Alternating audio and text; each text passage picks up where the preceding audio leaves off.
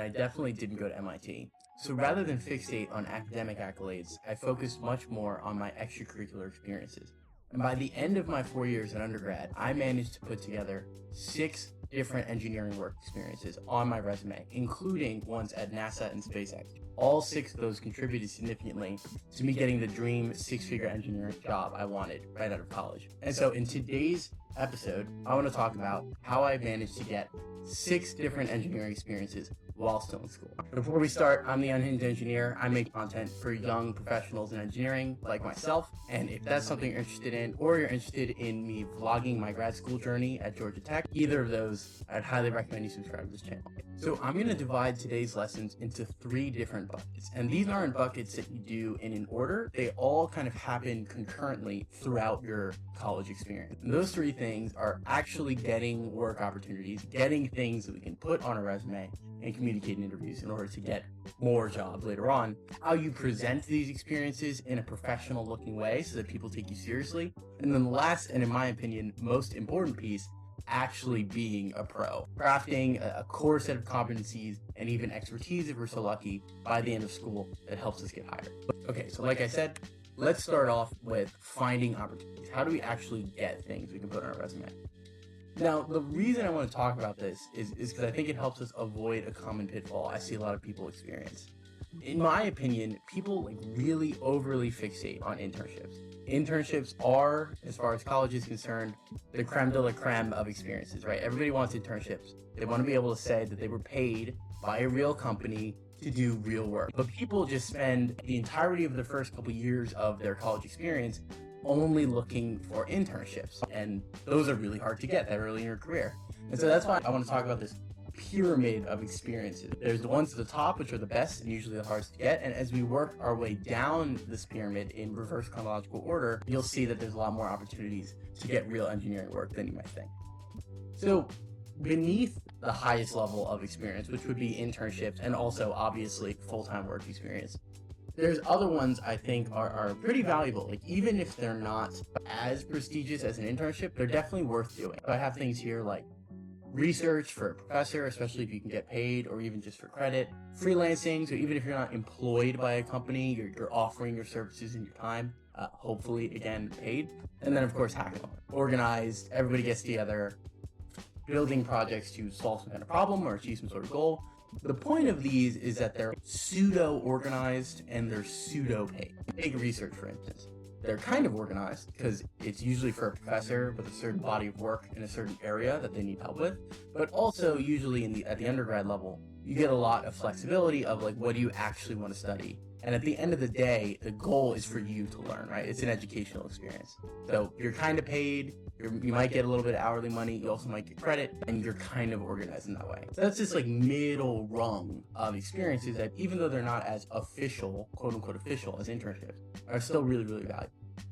And then beneath that, at the lowest level, I have completely unorganized and usually unpaid experiences, like clubs, which are usually run by students. Usually they're kind of a shit show, as you might know. Open source projects that tons of people contribute to. Personal projects that you come up with on your own. And then, of course, class projects. Yes, class projects are organized by a teacher, but also they're usually not organized to the level that you might want something that you're going to put on your resume. So maybe you do a class project in an area you like, and then you re-implement it or you expand upon it in your own way. So it's kind of on the border between class project and personal project. If you have classes that are organized enough that you're getting really real world level work experience in class, that's pretty great. But usually that's not the case. So what's the point of this whole pyramid that I built out here? My point is, I talked about these in reverse chronological order. Usually, most people, as I'll explain towards the end, most people work their way up this pyramid, starting off with a bunch of disorganized, kind of less real-world applicable stuff, and building their way towards internships, and then ultimately getting a full-time job. I know for me, that's part of why this last level of the pyramid, getting that first internship, is really, really hard. There's a lot of momentum you have to build to actually push through that. And so that's why I think that people would be remiss to skip all of these other kinds of experiences that are nearly as valuable. They're not as valuable as internships, but they're still pretty good. And over time, you can accumulate a bunch of them and ultimately get the internship you want. But now we've talked about how to actually find opportunities for work. Next, let's talk about once you've found those and you're interviewing or sending in applications, how do you present yourself in a professional way so you actually have a high likelihood of getting it? And so there's three main levers for self-presentation that I want to talk about here. Resume, LinkedIn, and portfolio. And obviously this isn't rocket science. You're probably familiar with all these. But I do think it's important to point out which things are good for which types of communication and presentation. So let's start with the resume. Your resume is the most important thing, by far. And the main reason is it's at the last mile of the sale. It's the last thing you put into your applications, or sometimes the only thing you put into your applications. And it's also the last thing you hand to somebody in a career fair, right? I should say first thing you hand to someone, but you hand it to them, they read it, you talk a little bit, and then they put you in the pile. That, like, putting the resume in the pile, that's a thing that ultimately sticks when other people go to look at it and try to put you into different positions. So it's really, really important that you crush your resume. When I say crush, aside from the actual quality of the experiences, which I'll talk about in the last section when we discuss actually being a pro, aside from the quality of the work you've done, the most important thing about your resume is ensuring that it's readable, right? And when I say readable, I mean two ways. Number one, can it be parsed by automated tracking systems that these companies use? They have these big computers that parse through a bunch of resumes and pick people pretty much just based on keywords, really easily quantifiable qualifications. Can it be parsed by ATS?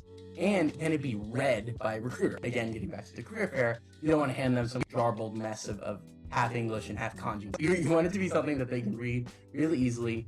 Ideally, something that's familiar to them if you use a standardized format like Jake's resume template I have here. Something that's easy for them to read so that they can actually focus on the important thing, which is you. And of course, the actual content of the resume, not just the format. And one last point on the content. It's got to be lean and mean.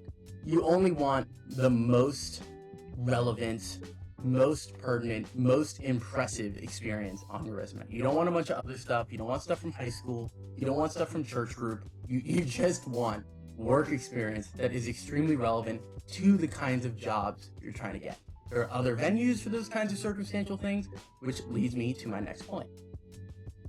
Let's talk about LinkedIn. All right, so again, your resume should be really, really surgical, really, really custom tailored to the kind of jobs you're trying to get. Some people even have multiple resumes for that reason. But the LinkedIn, in my experience, is a little bit more of a wide net. It's a little more casual, and it's kind of like a derivative of your resume, in my opinion. And so there's two additional opportunities you have with the LinkedIn that you don't have with the resume. For one, for the important things, you can go into much more detail. You can have 5 bullets if you really want, or you can use bigger words that don't fit on your resume nice and neatly. You can go into more detail on experiences, especially if, as an example, I know we're getting out of college for a second, but if you work at a company and you had multiple positions or multiple projects at that one company, you can break those out and go into more detail about different things you've done. So that if somebody's really interested in you or really interested in a specific type of experience, there's a lot more meat for them to chew on. And then the other point is that it can be at a lower signal to noise ratio. So the resume, super high signal to noise ratio. It should all be signal as much as possible. LinkedIn, you can have stuff like, I was a firefighter, or, I was a part of this church group, or different classes or clubs or things that as you go on throughout your career, maybe get booted off the resume. You can leave them on your LinkedIn. There's more room to the webpage, right? And people usually are voluntarily looking at your LinkedIn. If you come up, if you connect with them, whatever. Versus resume, you have to hand it to someone, then they have to pick it up and immediately start parsing it, whether it's because you're a candidate from ATS or you're standing there at a career fair awkwardly. My main point with the LinkedIn is just keep it updated. Usually I update my resume in these bursts when I'm looking for a job. I get a job, like right now I have a nice job that I like. I don't want to leave anytime soon. I don't care about my resume at the moment, aside from making videos for y'all. But then eventually, should that change, I would start looking at my resume again, start making tweaks, updating it with stuff I've done, all those things. You update your resume in batches. In my opinion, the LinkedIn, you should kind of always have up to date, even if you're not looking for a new job. Just because it's your presence online and other opportunities might come to you. And they're not all just opportunities for work. It could be opportunities to go to some kind of networking event, whatever else. Always have your LinkedIn updated. You especially don't want it to look like you've been out of work for 2 years when you've actually been working really hard and done all this cool stuff. So definitely keep your LinkedIn updated. And the last thing here is the portfolio. The portfolio is the most creative freedom. that you have. And I have here Andrej Karpathy's portfolio. He's ex-head of AI at Tesla. I think he's the guy who coined vibe coding. This very, very famous dude. Also, obviously, so is Jensen Huang, who has been the founder and CEO of NVIDIA for 30 years. And before that was just a busboy at Tenny's. In any case, back on topic. The portfolio, you have the most creative freedom. And the point I'm trying to illustrate here with Andrej Karpathy's portfolio is that it's a really great way to do two things. One is show what your technical interests and technical expertise is. So Karpathy is an AI guy. Look at his projects. They're all AI related. They're in different languages and they're doing different things. I think actually one of them is about crypto, which is pretty interesting. But in any case, they're about different things. Overall, you can see what he's interested in. And if you really can't see, he spells it out with his README and his description and everything. And for the record, in terms of form factors of your portfolio, you could do it on GitHub, like the one here. You could do it on a website. Like my portfolio is a website I host on GitHub. So it's basically a GitHub repository, but rendered in HTML and CSS. So you can get more creative. If you're a mechanical engineer and you're not really coding inclined, just make a PowerPoint. Make a PowerPoint, make kind of a deck of projects and CAD files, screenshots of CAD files that they can look through. There's lots of different form factors for your portfolio. And you have a lot of creative freedom to A, show what you're interested in, and B, show actual work. This is the first time they look past all the bluffing that you do on your LinkedIn and on your resume, and they actually get to see real work you've done, real code you've written, real CAD you've designed. And so that's a really great opportunity to build credibility if A, you follow best practices and it's good work, or B, you actually communicate it well, ideally both. You document the code well, you use best practices, you show that you can do high quality work, and you communicate it in a meaningful, intelligible way that somebody else can parse. So again, I think portfolios are just a huge leg up, especially because unlike the resume and LinkedIn, basically everybody has a resume and LinkedIn. The portfolio is really, most people don't have portfolios. For web development and front-end development and niches like that, most people do. But for the rest of us, they're usually pretty rare. And it's a great opportunity to show that you care about this stuff, what you care about, and that you've actually done work on your own time, and gone by best practices and done good stuff on your own. And then if you've done this well on your own, how well would you do in the job? Ideally pretty good. So the last piece I want to talk about here is how do we actually be a pro? So we've done these work experiences, we've documented them in a meaningful way, but how do we actually come up with a set of core competencies and set of skills that we can ultimately be hired for? So we don't lose the forest for the trees here. The end goal of college is not to get a bunch of internships. The end goal is to get a job. And so how do we synthesize all these experiences into forming ourselves into a professional engineer? So the main idea I want to talk about that I've touched on in a lot of my other videos about resumes or portfolios or whatnot is a narrative. You want there to be a logical progression from one role to another.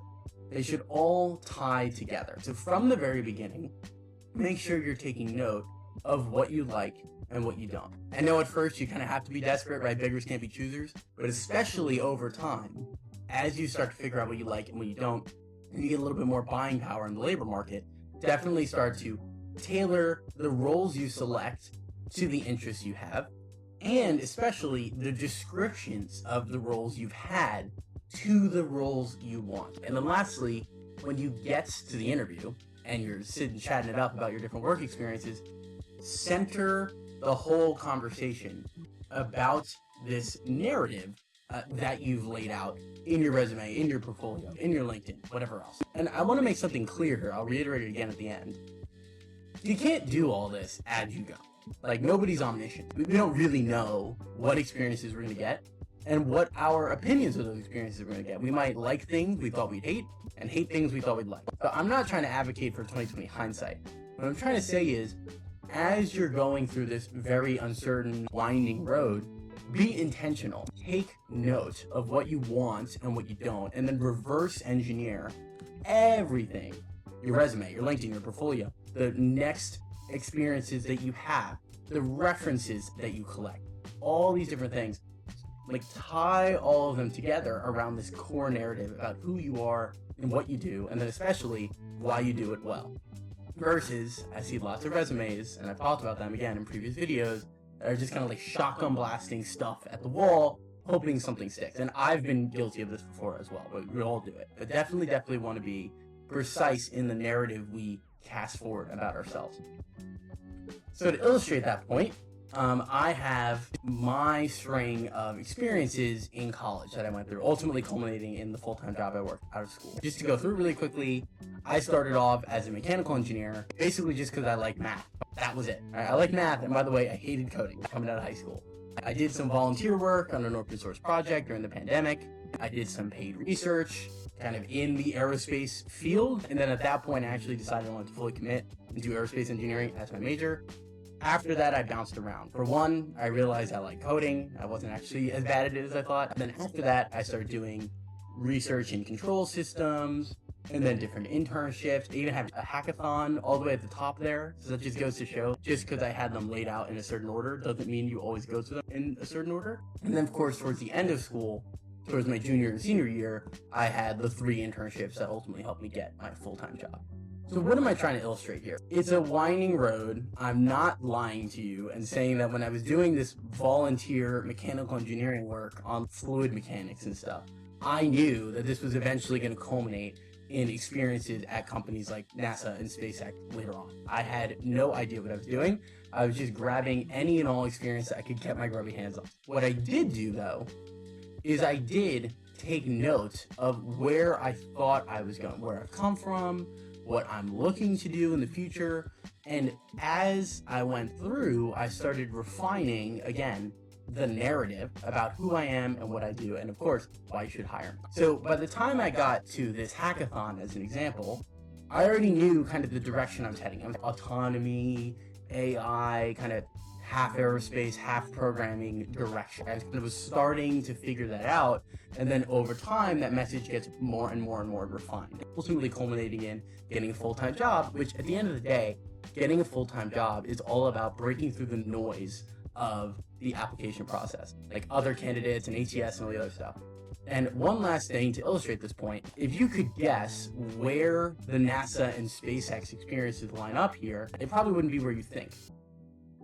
The NASA one was literally the first time I ever got paid to be an engineer, ever, like coming out of high school. That was my freshman year. And the SpaceX one was all the way in my senior year, the very last experiences I ever had in college. So again, all this is to show it's not a logical progression. You can't just do one after another and expect predictable results. You kind of just have to do your best to be intentional throughout this winding journey. And so in conclusion, what can we do?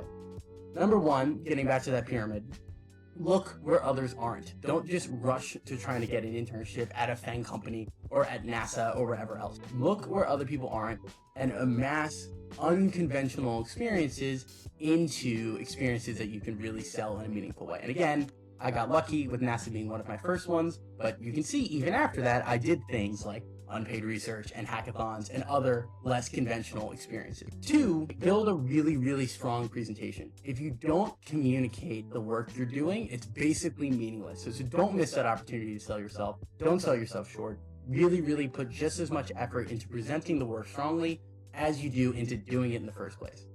As you're crafting all these presentations, make a narrative about them. Like really make it clear how you got to where you are and what you can do and why you love to do it, why somebody else should hire you. And then lastly, I'm talking about all of these different things, all these strategies you should employ. It's not really that simple. We don't have perfect information. We have far from perfect information. Like none of us can predict the future. If I could, I wouldn't be making YouTube videos. I'd be making a ton of money. In any case, the point is, gradually shift from exploration, where in the beginning you're desperate and you take anything you get, to exploitation, really starting to focus on what you love and what you're good at. Obviously, hindsight's 2020, but do your best there. That's pretty much it. That's my entire presentation. This kind of mindset really helped me throughout my college career. And even though I didn't have it all ironed out like I portrayed in this presentation today, as I was going through it, even just kind of thinking about it and playing ping pong with these ideas really gave me a leg up over other candidates and allowed me to work at places like NASA and SpaceX, and then ultimately the string of companies I've worked at since then. So I hope you enjoyed this video. Like I said in the beginning, I'm the Unhinged Engineer. I make professional development content for college students in engineering, young professionals in engineering like me. This is about anybody who's trying to go above and beyond with their engineering career. if that's something you're interested in, I really, really recommend you like, comment, subscribe. Also, if you disagree with any of the feedback I gave in this, definitely like, comment, subscribe. I want to hear your thoughts below. Thank you so much again for watching, and I will see you in the next episode.